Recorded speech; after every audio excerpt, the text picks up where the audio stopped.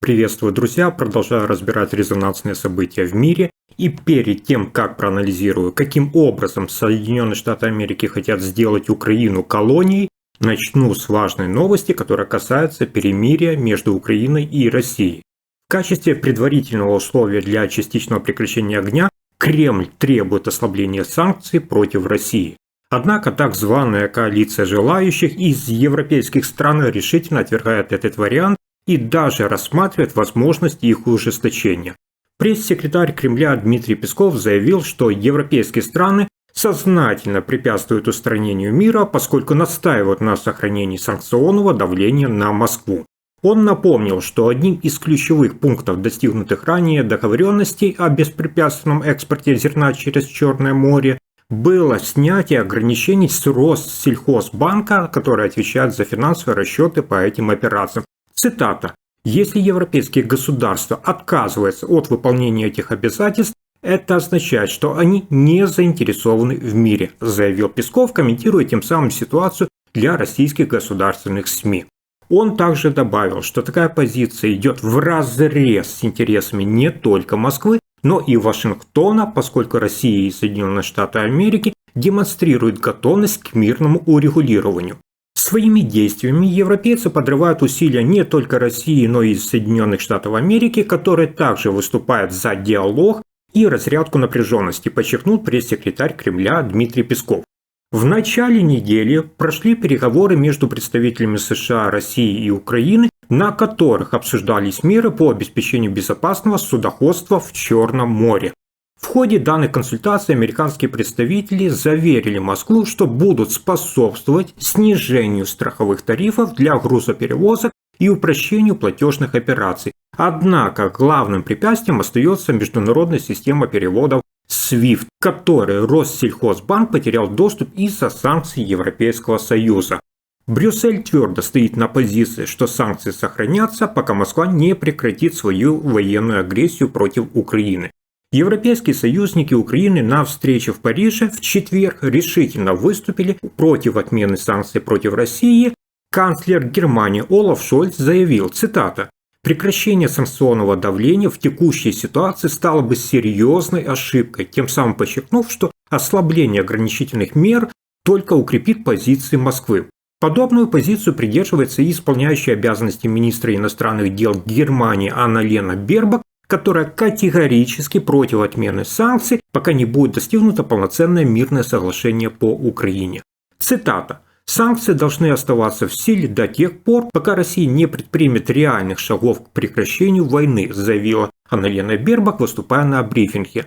Тем временем премьер-министр Великобритании Кир Стармер подчеркнул, что на встрече коалиции желающих обсуждался не вопрос отмены санкций, а наоборот возможность их усиления. Цитата. «Наш приоритет – это усиление экономического давления на Кремль, а не его ослабление», заявил Кир Стармер, добавив, что дополнительные меры против Москвы обсуждаются уже на уровне рабочих групп. Пресс-секретарь Дмитрий Песков отреагировал на эти заявления, объявив Евросоюз в сознательном бойкоте мирного урегулирования. Цитата. «Европейские страны ведут себя так, будто их цель не мир, а дальнейшая эскалация», сказал Песков, заявив, что Москва будет добиваться снятия ограничений на финансовые операции. Хочу, друзья, напомнить, что Украина ранее заявляла, что соблюдает частичный режим прекращения огня, однако ее экспорт зерна через порт Одессы продолжается даже без соглашения по Черному морю. Владимир Зеленский, комментируя ситуацию с торговыми потоками, сообщил, «Наши поставки идут по другим маршрутам». Россия, в свою очередь, настаивает, что ее зерновые и поставки удобрений действительно страдают из-за санкций, однако, по данным агентства Интерфакс, это не мешает Москве наращивать экспортные объемы. В Кремле сообщили, что президент России Владимир Путин обсудил с турецким лидером Реджепом Эрдоганом возможность возобновления соглашений о безопасном судоходстве в Черном море. В ходе данных переговоров главы государств обменялись мнениями о перспективе возвращения к Черноморской инициативе, которая предусматривала гарантированный проход судов с зерном и устранение барьеров для экспорта российских продовольственных товаров и удобрений. Кремль подчеркивает, что Россия готова вернуться к данному соглашению, но при выполнении обещаний с Запада. Я вам, друзья, хочу напомнить немного предыстории этого соглашения. Черноморская зерновая сделка была заключена в 2022 году при посредничестве Турции и Организации Объединенных Наций. Она позволила Украине возобновить экспорт зерна через свои черноморские порты, несмотря на продолжающиеся боевые действия. Однако в 2023 году Россия отказалась продлевать данное соглашение, заявив, что обещания западных стран по смягчению санкций против российского агросектора так и не были выполнены. Москва неоднократно подчеркивала, что в рамках сделки Запад обещал разблокировать экспорт российских удобрений и восстановить доступ российских банков к международной платежной системе SWIFT, но этого не произошло. Таким образом, на фоне продолжающегося кризиса Турция пытается выступить посредником, убеждая обе стороны вернуться к переговорному процессу. Но, как вы можете видеть, коалиция желающих не думает ослаблять данные санкции. Следующая новость касается отношений Трампа и Ирана. Президент Соединенных Штатов Америки Дональд Трамп продолжает добиваться переговоров с Ираном по его ядерной программе, однако реакция Тегерана на его инициативу остается сдержанной. Трамп отправил личное письмо верховному лидеру Ирана, в котором предложил обсудить возможность нового соглашения.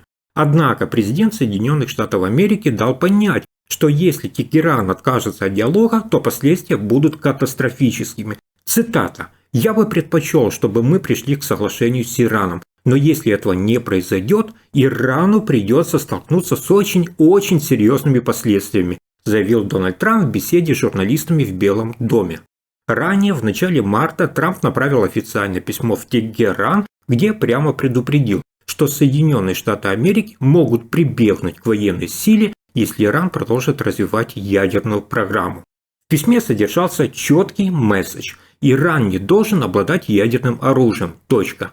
Вашингтон неоднократно подчеркивал, что Тегеран нарушает совместный всеобъемлющий план действий, из которого США вышли еще в 2018 году.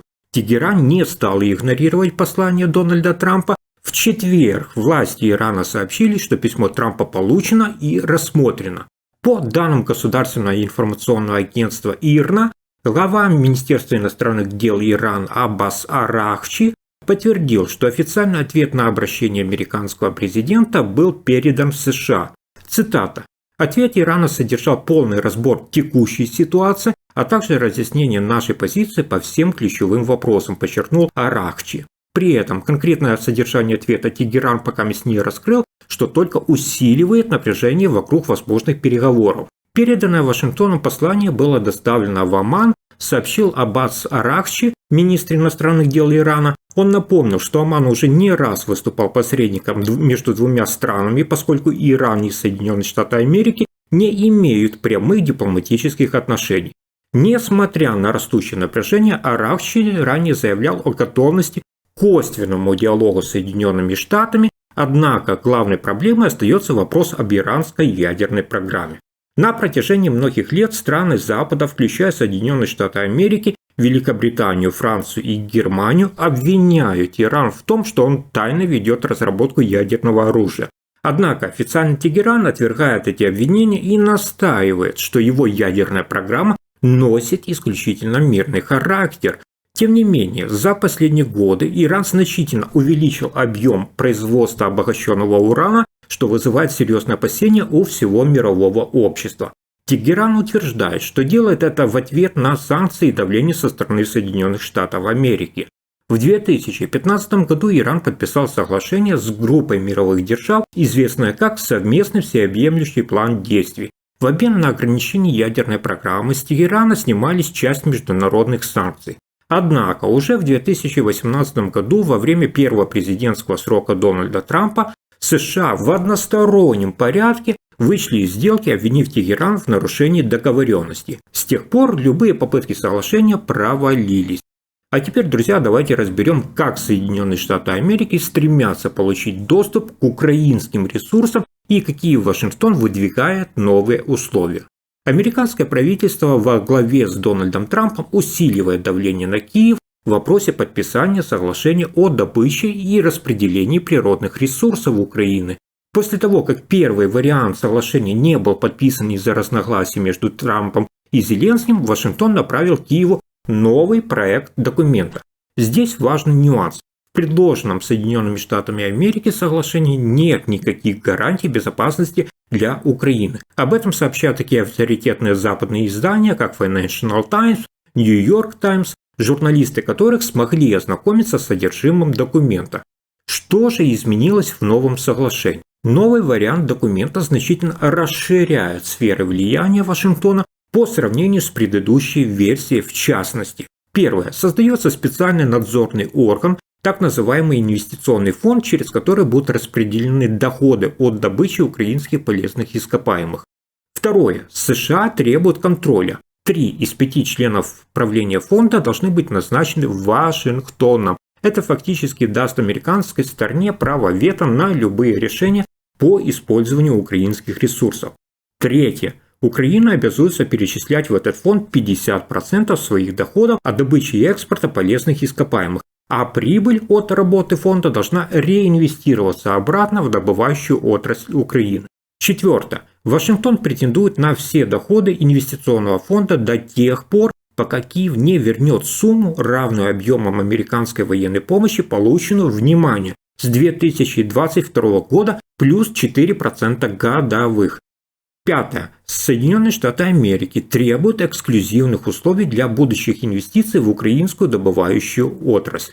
Шестое. Украине запрещается в течение первого года соглашения заключать более выгодные сделки с третьими странами, чем те, что предложены Соединенными Штатами Америки. И, друзья, украинские чиновники возмущены, соглашение сравнивают с грабежом. После утечки информации о новом проекте соглашения между Соединенными Штатами Америки и Украиной в Киеве разгорелась бурная дискуссия. Многие влиятельные украинские политики и эксперты резко раскритиковали документы, обвиняя Вашингтон в навязывании несправедливых условий. Например, украинский экономист Роман Шеремета публично выразил возмущение. В своем посте в социальной сети X он написал, что данный проект фактически превращает Украину в американскую колонию. Ту же позицию разделяют 3 высокопоставленных украинских чиновника, с которыми пообщались журналисты Financial Times. Один из них назвал соглашение несправедливым, а другой прямо сравнил его с ограблением. Президент Владимир Зеленский также прокомментировал ситуацию. На встрече в Париже еще накануне он выразил недовольство тем, что американская сторона постоянно меняет условия договора. Однако при этом он подчеркнул, что не хочет, чтобы в Вашингтоне подумали, что Киев полностью отвергает сделку. Сегодня Зеленский подтвердил получение нового американского предложения, однако заявил, что он кардинально отличается от предыдущего проекта. По его словам, в документе вновь появились пункты, которые ранее уже были исключены в ходе переговоров. Президент Украины заявил, что юристы займутся тщательной проверкой текста, однако Киев не подпишет соглашение, если оно будет угрожать интеграции страны в Европейский Союз. Кроме того, Зеленский подчеркнул, что военная помощь Соединенных Штатов Америки не будет признана в качестве кредита, на чем, судя по всему, настаивает американская сторона. Министр экономики Украины Юлия Свириденко в комментариях для Financial Times пояснила, что власти продолжают работать над тем, чтобы сделка учитывала национальные интересы Украины и носила характер стратегического партнерства. По словам Свириденко, в текущей версии соглашения фактически отражена только позиция американских юристов, а украинская сторона сейчас формирует свой ответ. Схожую точку зрения высказал и Алексей Мовчан, это заместитель председателя Комитета Верховной Рады по экономическому развитию. В беседе с New York Times он призвал не делать поспешных выводов и отметил, что документ все еще обсуждает. Цитата. «Критиковать соглашение сейчас безответственно, ведь переговоры еще продолжаются. Наша цель – продолжать диалог и найти компромисс», – сказал он. Друзья, теперь слово за вами. Что вы думаете о каждой из этих новостей? Поделитесь своим мнением в комментариях, поддерживаете ли вы позицию европейских стран или считаете, что санкции против России только мешают миру. Как вы оцениваете ситуацию с переговорами России, Соединенных Штатов и Украины и насколько реальны угрозы Трампа в адрес Ирана? Давайте обсудим. Спасибо за просмотр и лайк. Подпишитесь, включите обязательно колокольчик, чтобы не пропускать новые видео. До встречи и хороших вам новостей.